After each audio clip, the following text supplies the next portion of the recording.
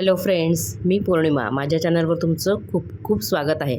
आज मी वर्षभरासाठी मटार कसे प्रिझर्व करून ठेवले आहे ते सांगणार आहे. मटार प्रिझर्व करण्यासाठी सगळ्यात आधी मी गॅसवर गरम पाणी करायला ठेवलेलं आहे आणि दुसऱ्या भांड्यामध्ये मी एकदम थंड पाणी घेते आहे.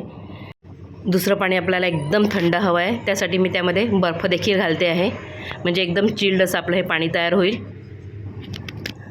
आता आपण जे पाणी गरम करायला ठेवलं आहे त्यामध्ये आपण 1 चमचा साखर आणि 1 चमचाच मीठ घालतो आहे.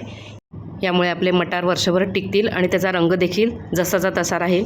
बघू शकताय पाणी चांगलं गरम झालेलं आहे. हे ऑलमोस्ट 2 किलो मटार आहे. आता हे मटार आपण या पाण्यामध्ये घालणार आहे. आता अगदी सीझन संपत आलेला आहे. मटार भरपूर स्वस्त पण झालेले आहे. आता तुम्ही हे मटार प्रिझर्व करून ठेवले तर तुम्हाला वर्षभर याचा उपयोग होईल. आणि मार्केटमधून एकदम महागाचे असे फ्रोझन मटार आणण्यापेक्षा असे तुम्ही घरगुती मटार जर तयार केले तर खूप स्वस्तामध्ये पडतात. आणि मग या मटारचा आपण वर्षभर उपयोग करू शकतो. पावभाजीमध्ये म्हणा किंवा मटार पुलाव म्हणा, तुम्हाला मटारचा भरपूर उपयोग होतो. हे पाण्यामध्ये अगदी आपण 2 ते 3 मिनटं गरम केलेले आहे. 2 ते 3 मिनटानंतरच आपण लगेच हे पाण्यातून काढून घेतो आहे. एका मोठ्या चाळणीच्या साहाय्याने मी हे पाण्यातून काढून घेतलेले आहे आणि लगेचच आपण हे थंड पाण्यामध्ये टाकतो आहे, म्हणजे एकदम टेम्परेचर डाऊन होईल आणि आपल्या मटारचा रंग जसाच्या तसा राहील.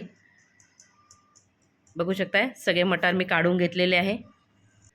त्यानंतर आता आपल्याला हे मटार थंड पाण्यातून काढून छान सुकवून घ्यायचे आहे. त्यासाठी मी एक कॉटनचा कपडा घेतलेला आहे. त्यावर आपण हे थंड पाण्यातले सगळे मटार काढून पसरवून ठेवणार आहे आणि फॅनखाली याला छान सुकवून घेऊ. व्यवस्थित आपण सगळे पसरवून घेतो आहे. एकदम प्लेन पसरवून घेतले म्हणजे ते पटकन सुकतील. अगदी कमी खर्चामध्ये वर्षभरासाठी भरपूर फ्रोझन मटार तयार होतात. विकतचे खूप महाग पडतात. बघू शकताय साधारण 1 ते 1.5 तासानंतर मटार आपले एकदम छान सुकलेले आहे.